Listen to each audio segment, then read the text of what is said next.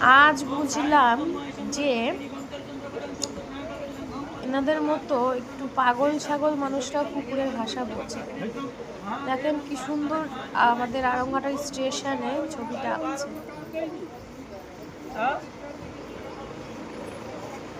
কি বলছো? না, সরকার আমাদের কাজ দেবে না, পারলে সরকারকে আমরা দেবো। আমরা ভোট দিয়েছি বলেই তো ওদের মাইনেটা হচ্ছে ট্যাক্সের টাকায়। তো সরকার কি আমাদের টাকা দেবে? আমাদের টাকায় তো সরকারের মাইনে হয়। কি সুন্দর সরকার করছে। আমরা আসল সরকার, সরকার ওরা নয়।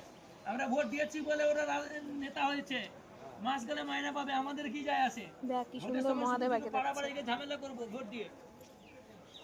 ইয়ার পেলাম স্বাধীন করে নেই স্বাধীনের স্বাদ, সব জায়গায় রাখা আছে গরিব মারার ফাঁদ। ধনীরা সব ধনী হবে, গরিব হবে শেষ। স্বাধীন করে পেলাম বুঝি এমন এক স্বাদে। আদৌ ভারত স্বাধীন হয়েছে? আগে আমরা ইংরেজের অধীনে ছিলাম, এখন সব নেতাদের অধীনে আছি। ভারত এখনো স্বাধীন হয়নি। যত ভারত স্বাধীন হয়েছে কিন্তু জনগণ কেউ স্বাধীন হয়নি। স্কুলের বাচ্চাগুলো বলছে পাস ফেল তুলে দিচ্ছে বলে, ওই জন্য বলছে যে চাইনা মাগো বিদ্যা বুদ্ধি, চাইনা মাগো জ্ঞান, চাইনা শুধু ফেসবুকে হোক লক্ষ লক্ষ ফ্যান, রিলস বানাতে ব্যস্ত থাকি, পড়ার সময় কই, পরীক্ষা তো নোটেই চলে, রাখছে না আরো বই।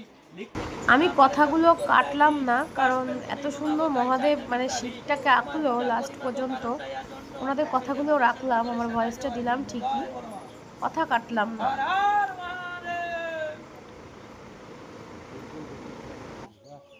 বিবেকানন্দ বানাবো।